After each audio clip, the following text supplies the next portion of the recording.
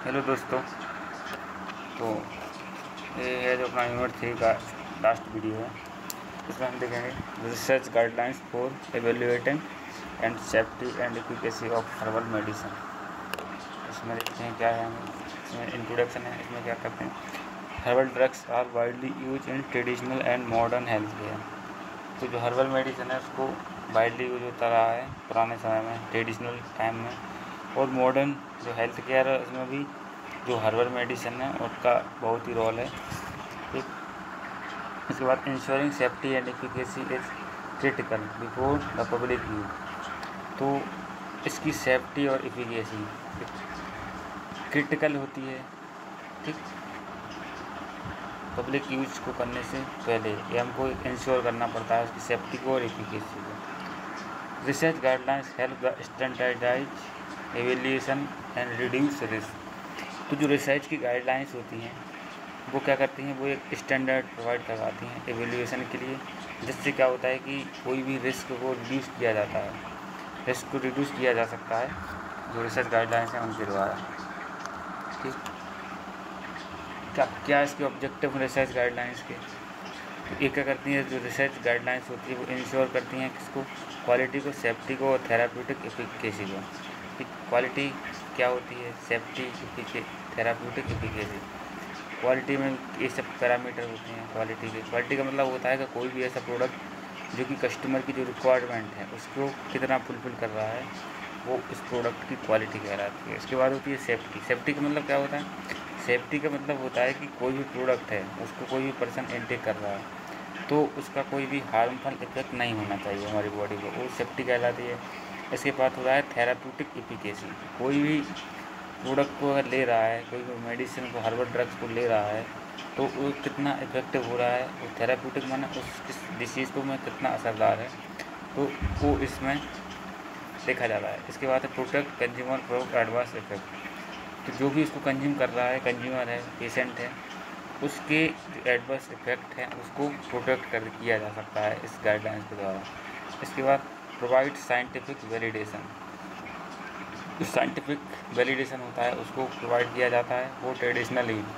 कि ट्रेडिशनल में समय लोग इसको क्यों यूज करते हैं, इसका आज के समय में साइंटिफिक क्या इसका योगदान था। कोई भी चीज़, जैसे पहले के समय में लोग नीम की पत्तियों का यूज करते थे, कोई भी डिसीज़ होती थी जैसे कि बीमारी, बुखार वगैरह आता था तो नीम की पत्ती का यूज करते थे। और बाद में क्या हुआ, उसको साइंटिफिक वैलिडेशन किया गया क्या क्यों यूज़ करे, तो बाद में पता चला कि उसमें क्या होती है, वो एंटीबायोटिक की तरह यूज करती हैं। ठीक, एंटीसेप्टिक, एज एंटीसेप्टिक वो वर्क करती हैं जिससे कि जो बैक्टीरिया वायरस होते हैं वो किल हो जाते थे। ऐसा मतलब साइंटिफिक वैलिडेशन हुआ बाद में। तो ऐसे बहुत सारे एग्जाम्पल हैं जो पहले के समय में लोग यूज करते हैं। जैसे हल्दी का यूज करते थे, जैसे किसी को कहीं पर सूजन वगैरह आ जाती थी तो हल्दी लगाते थे, बाद में सब पता लगा कि वो इन्फ्लेमेशन को रिड्यूस करता है। तो ऐसी चीज़ें हैं जिनका साइंटिफिक वैलिडेशन हुआ, पुराने समय में लोग यूज करते थे। इसके बाद क्या हुआ, इसके बाद वो तो support regulatory approval and marketing.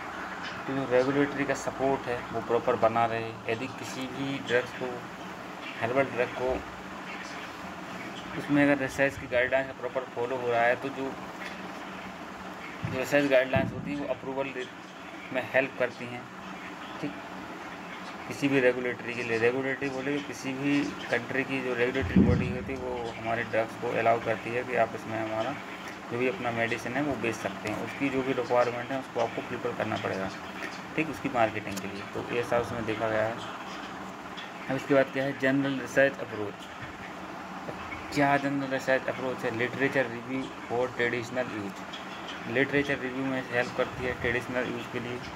जो identification and authentification of plant material. Identification क्या होता है, किसी प्लांट मटेरियल को आइडेंटिफाइड करना और ऑथेंटिफाइड करना। ऑथेंटिफाइड मतलब उसका प्रॉपर एक स्टडी करना कि ये प्रॉपर वो चीज़ है या नहीं है, उसको ऑथेंटिफिकेशन कहते हैं। इसके बाद pre clinical study. Pre clinical study हम जानते हैं किस पे होती है, एनिमल पे होती है। जैसे इन विट्रो टेस्ट की बोलते हैं, इसके दो पार्ट्स होते हैं, एक होता है इन विट्रो टेस्ट जो लैब में होती है और एक एनिमल में होती है। ठीक है, दो पार्ट में डिवाइड होती है, पहले लैब में होती है, इसके बाद एनिमल पर टेस्टिंग होती है, फिर क्लिनिकल टेस्टिंग होती है, वो अलग क्लिनिकल में आ जाता है। ठीक, इसके बाद क्लिनिकल ट्रायल्स। क्लिनिकल ट्रायल्स किसमें होता है, ह्यूमन में होता है। तो इसके 4 पेज होते हैं, जी 1 2 3 4, ठीक। 4 को जैसे हम पोस्ट मार्केटिंग या सर्विलांस कहते हैं, ठीक। अब इसके बाद बात की जाती है raw material evaluation. Raw material evaluation में क्या इसका इम्पोर्टेंस है, तो इसकी हेल्प से हम बायो बॉटनिकल आइडेंटिफिकेशन कर सकते हैं। इसमें मेनली 3 चीज़ें होती हैं, टैक्सोनॉमी, ठीक, टैक्सेस के बेस पे, voucher, specimen, microscopy and microscopic examination. Microscopic examination करते हैं माइक्रो, ठीक। फिजियोकेमिकल पैरामीटर, फिजियोकेमिकल पैरामीटर में क्या क्या आता है, मॉइस्चर, कितना मॉइस्चर है, एस वैल्यू क्या है, एक्सट्रैक्टिव वैल्यू क्या है, ठीक। इसके बाद फाइटोकेमिकल स्क्रीनिंग। फाइटोकेमिकल स्क्रीनिंग का मतलब क्या होता है, कोई भी प्लांट है उससे जो उसका मेन कंस्टिट्यूट है उसको निकालना फाइटोकेमिकल स्क्रीनिंग कहलाता है। जैसे कि एल्कलॉइड हो गया अपना, ठीक, फ्लेवोनॉइड हो गया इत्यादि। Quality control test. Quality control test कौन कौन से टेस्ट होते हैं, microbial load, pesticide, reduce heavy metal, ठीक।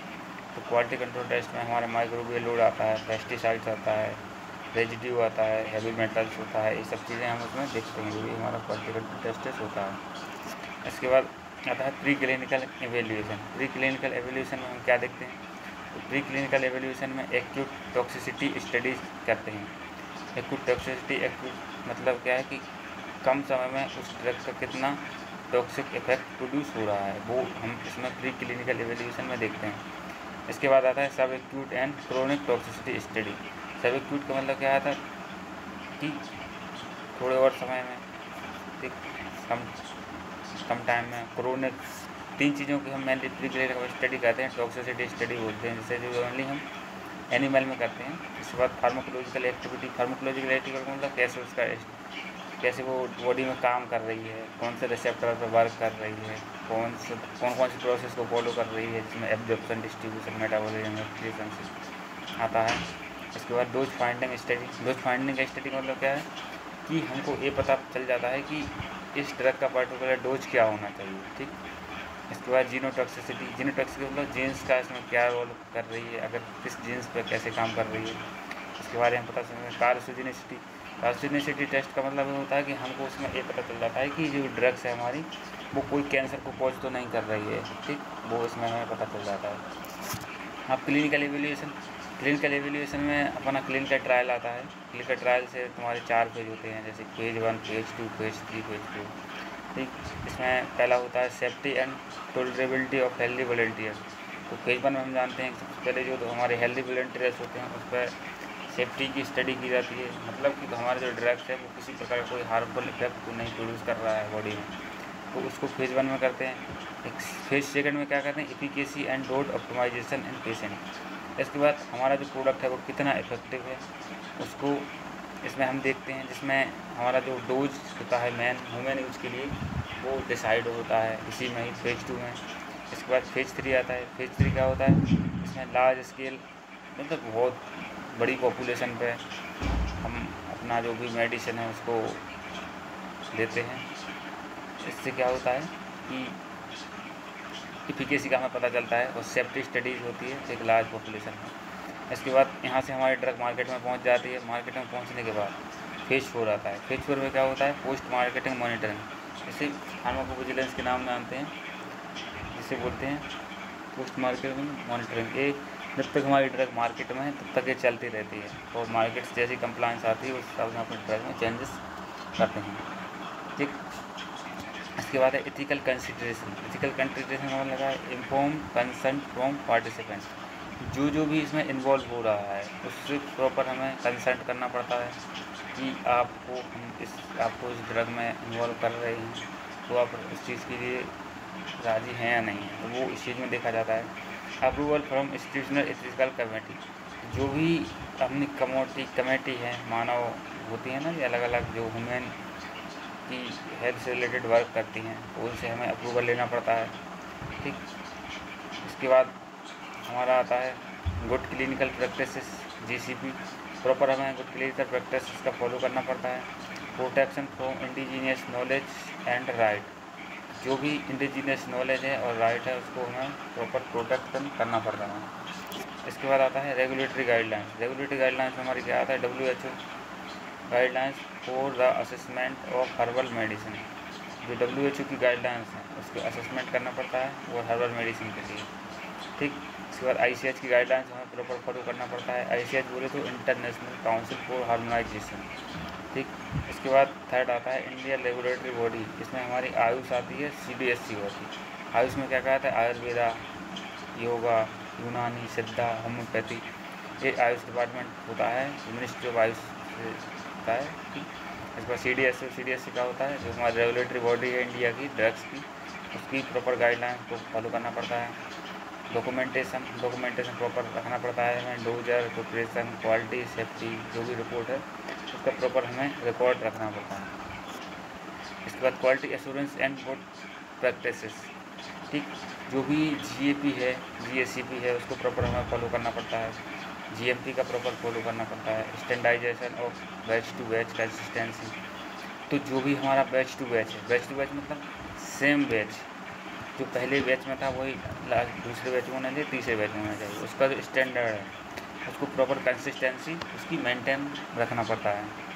इसके बाद stability testing for self life, तो हमें प्रॉपर सेल्फ लाइफ उसकी ड्रग्स की उसको स्टेबिलिटी टेस्टिंग करनी पड़ती है प्रॉपर, कि वो कब तक हमारी मार्केट में अगर है तो कब तक उसकी, मतलब सीधी बात है कि सेल्फ लाइफ का मतलब वो होता है कि उसको एक्सपायरी डेट इसी से ही डिसाइड होती है, ठीक, कब तक ये हमारी ड्रग स्टेबल रहेगी।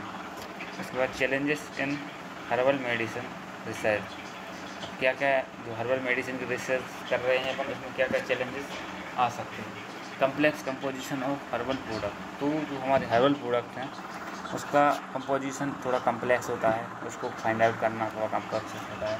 लैक ऑफ स्टैंडर्डाइजेशन मेथड, इसमें क्या है कि जो स्टैंडर्ड्स हैं मेथड्स की वो उसकी थोड़ी कमी है, वो कम है यहाँ पर।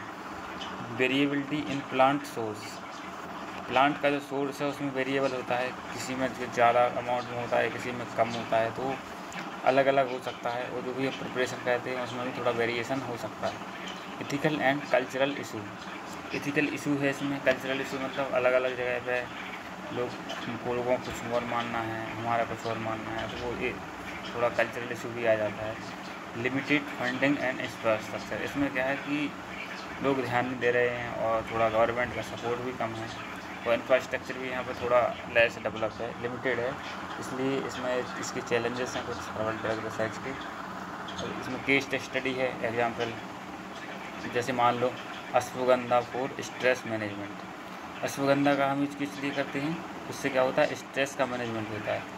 तुलसी का यूज किस लिए अच्छा माना गया है, तुलसी की पत्ती होती हैं वो क्या करती हैं, तो हमारे रेस्पिरेटरी इन्फेक्शन है, ठीक, उसको ट्रीट करने में बहुत बेनिफिशियल होते हैं। टर्मेरिक एंटी इन्फ्लेमेटरी, भी मैंने बोला था ना, टर्मेरिक जो हमारी हल्दी होती है उसका ज़्यादा यूज तो पुराने समय में भी करते हैं, अभी भी करते हैं, तो जो एंटी इन्फ्लेमेटरी इफेक्ट है उसको ये शो करती है, ठीक। हम उसके बाद फ्यूचर में इसके क्या डायरेक्शन हो सकती है इसके बारे में बात करते हैं।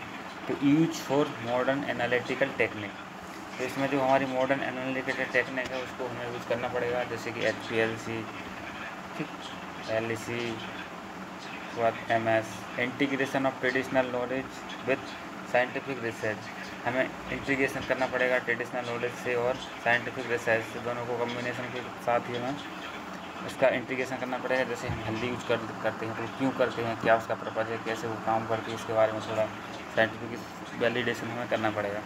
इसके बाद होता है ग्लोबल हार्मोनाइजेशन। ग्लोबल हार्मोनाइजेशन का मतलब जो चीज़ हमारे इंडिया में कोई चीज़ अगर प्रोड्यूस हो रही है, मान लो एक कोई सी भी कंट्री में कोई चीज़ बन रही है तो इसको एक ग्लोबलाइज करना है, मतलब जितनी भी कंट्री है वहाँ तक अपनी रिसर्च को पहुँचाना, शो करना, लोगों को समझाना कि भाई ये हर्बल प्रोडक्ट है बहुत अच्छा है, ठीक, उसके बारे में बताना। इसके बाद collaboration between industry, academia and government, तो इस जो भी हमारे हर्बल मेडिसिन है उसको कोलैबोरेट करना इंडस्ट्री और एकेडमिक, यानी कॉलेज, इंडस्ट्री और गवर्नमेंट तीनों को एक कोलैबोरेट करना, उस प्रोसेस में इन्वॉल्व होना। अब इसका सीधा मतलब है कोई भी इंडस्ट्री है वो ड्रग्स को बनाएगी, इसके बाद जो एकेडमिक बच्चे पढ़ रहे हैं वो उसको वहाँ पर बनाना सीखेंगे कैसे होता है, गवर्नमेंट उस चीज़ को थोड़ा एक्सेलरेट करेगी कि ये चीज़ सही है, इस पर काम होना चाहिए। ठीक, अब क्या कंक्लूजन है फाइनली हमारा, herbal medicine have great potential. Herbal medicine होती है वो क्या है, वो ग्रेट पोटेंशियल है, but safety and efficacy must be ensure. इसकी जो सेफ्टी और एफिकेसी होती है वो इंश्योर करना पड़ता है। फॉलो रिसर्च गाइडलाइंस, हमें रिसर्च गाइडलाइंस प्रॉपर फॉलो करना चाहिए। Help build up public trust, जिससे जो पब्लिक है उसका ट्रस्ट हमारे ऊपर बिल्ड अप हो। प्रॉपर एवेल्यूएशन, प्रॉपर हमें एवेल्यूएशन करना पड़ेगा उसको, जिससे प्रोटेक्ट कर सकते हैं हम उसको, कंज्यूमर को। फॉर द हर्बल इंडस्ट्री, जो भी हर्बल इंडस्ट्री है वो कंज्यूमर को प्रोटेक्ट कर सकती है प्रॉपर एवेल्यूएशन करने के बाद। अब हमारा जो इसमें रेफरेंस कहाँ से हमने लिया था, तो उसका जो रेफरेंस है WHO guidelines, safety monitoring and herbal medicine से, HCH गाइडलाइंस से, मिनिस्ट्री ऑफ आयुष से, government of India, scientific research and article. तो इस प्रकार से हमने यूनिट 3 को ख़त्म किया। अब हम जो नेक्स्ट वीडियो आएगा उसमें हम बात करेंगे यूनिट 4 के बारे में। तो बने रहिए हमारे साथ, मिलते हैं एक नए लेक्चर में, नेक्स्ट वीडियो में यूनिट 4 के साथ।